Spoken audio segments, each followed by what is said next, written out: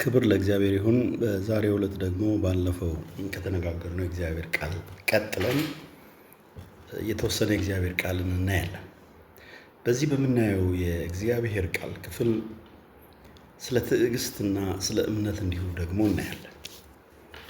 ወገኖቼ እግዚአብሔር ሁሉን እንደሚችል እግዚአብሔር ኤልሻዳይ እንደሆነ በተደጋጋሚ አይተናል። ዛሬ የእግዚአብሔርን ቃል የምናየው በዕብራውያን መጽሐፍ 12:1 ላይ የተጻፈውን የተወሰነ ከ11 ወስደን ለማየት እንሞክራለን። ሰው በምንም ሊመካ አይገባም። የሚመካ በእግዚአብሔር ይመካ ይላል እግዚአብሔር ቃል። ሰው የሚመካ በእግዚአብሔር ይመካ ሲል የሚያስመካ ብዙ ነገር አለ በዚህ ምድር ላይ። በእውቀቱ የሚመካ ሰው አለ፣ በቤተሰቡ የሚመካ ሰው አለ፣ በመልኩ የሚመካ ሰው አለ፣ በትዳሩ የሚመካ ሰው አለ። ይሄ ሁሉ ትምክህት ይሄ ሁሉ ጠቃሚ የሆነ ነገር በክርስቶስ ላይ ያለን እምነት ይቀንስብናል። ለዚህ ደስ የሚል መልእክት ያለው ሐዋርያው ጳውሎስ ነው። ሐዋርያው ጳውሎስ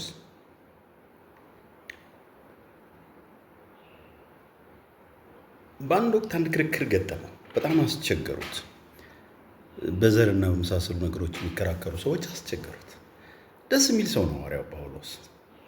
እንዲህ አላቸው፣ በትምክህት ከመጣችሁ አንዳችሁም አትደርሱብኝም አለና የእሱን ትምክህቶ የሆኑ ነገሮች ዘረዘረ። ለምሳሌ በዘር ብትወስዱኝ ቢንያማዊ ነኝ፣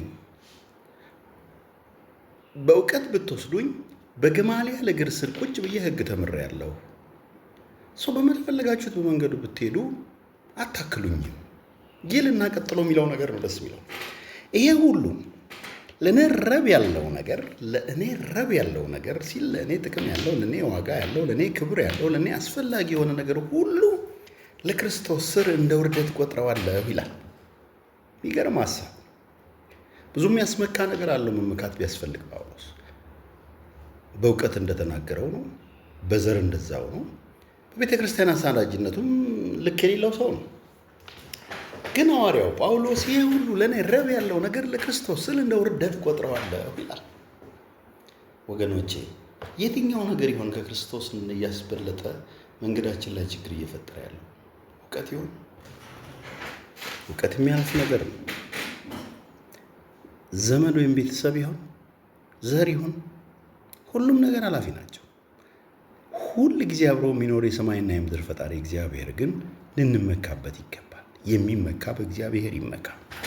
ወገኖቼ ይሄን እንድናደርግ የሚያደርገን አንዱና ትልቁ መሰረታዊ ችግር የትዕግስት ጉዳይ። ሰው ባለበት ሁኔታ አይኖርም። ምክንያቱም በእግዚአብሔር ቃል ሁሉ ነገር ያልፋል። የማያልፍ የእግዚአብሔር ቃል ብቻ ስለሆነ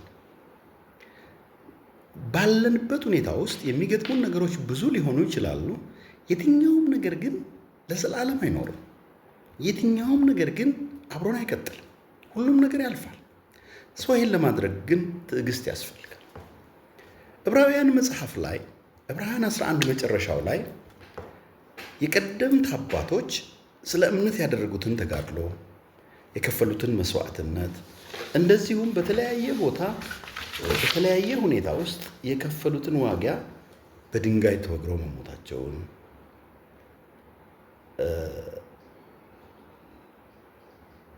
ይገልጽና ዕብራውያን 12:1 ላይ ሲመጣ እነዚህን የሚያክሉ ምስክሮች በዙሪያችን ካሉልን ይላል። እነማንን የሚያክሉ? እነዚህ ዕብራውያን 11 መጨረሻ ላይ የተጠቀሱትን የእምነት አባቶች፣ እነዚህን የሚያክሉ ምስክሮች በዙሪያችን ካሉልን ይልና ቀጥሎ እንዲህ ይላል ዕብራውያን 12:1 የእምነታችን ፈጥኖ የሚከበንን የኃጢአት ሸክም አስወግደን። ወገኖቼ በሕይወታችን ውስጥ ብዙ የሚከበን ነገር አለ። ቅድም መግቢያ ላይ እንደተናገርኩት ያሉን ነገሮች ከበው ይዘውናል። እውቀታችን ከቦ ይዞናል። ቤተሰባችን ከቦ ይዞናል። ሀብታችን ከቦ ይዞናል። ዘራችን ከቦ ይዞናል።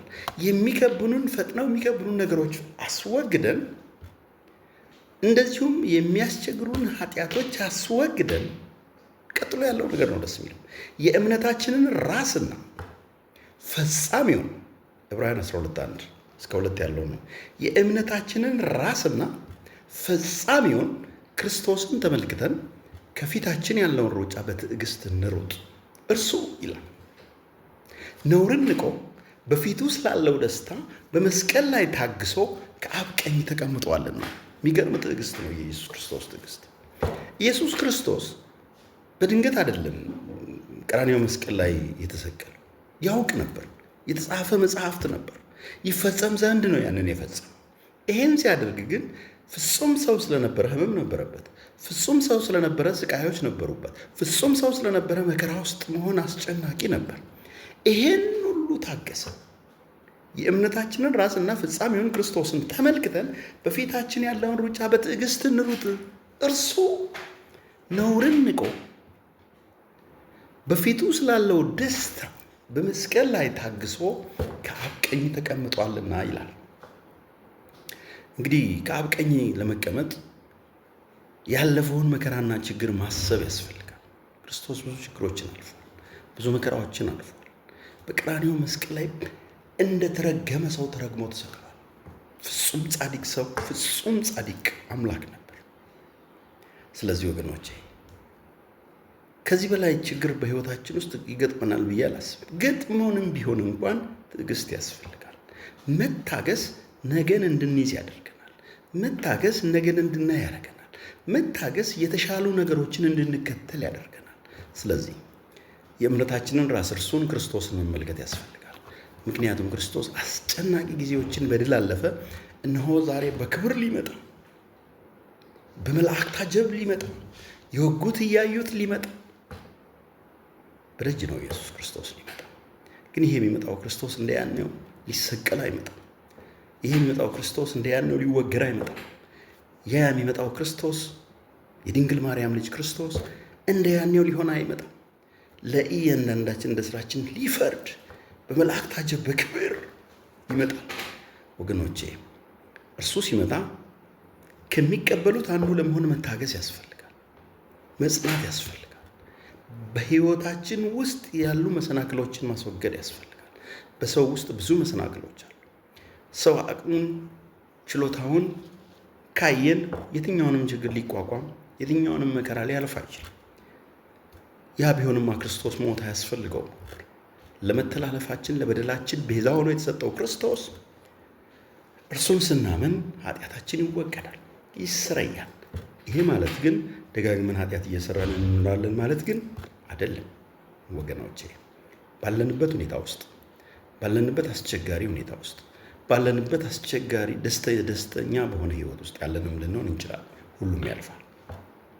ስለዚህ በችግር ውስጥ ያላችሁ ለዘላለም በችግር አትኖሩ። ችግሩ ያልፋል። እናንተ በሰላም የምትኖሩበት ጊዜ ከፊታችሁ አለ። በጣም የተመጻደቃችሁ ካላችሁ ደግሞ አትጠራጠሩ፣ ያልፋል። ያልፋል የተባለው ችግር ብቻ አይደለም፣ ደስታም ያልፋል። ስለዚህ በዛ በደስታ ዘመናችን በዛ ጥሩ በሆነልን ዘመን መልካም ነገርን ማድረግ ያስፈልጋል። ለክፉ ቀናችን ስንቅ የሚሆኑ ነገሮችን ማስቀመጥ ያስፈልጋል።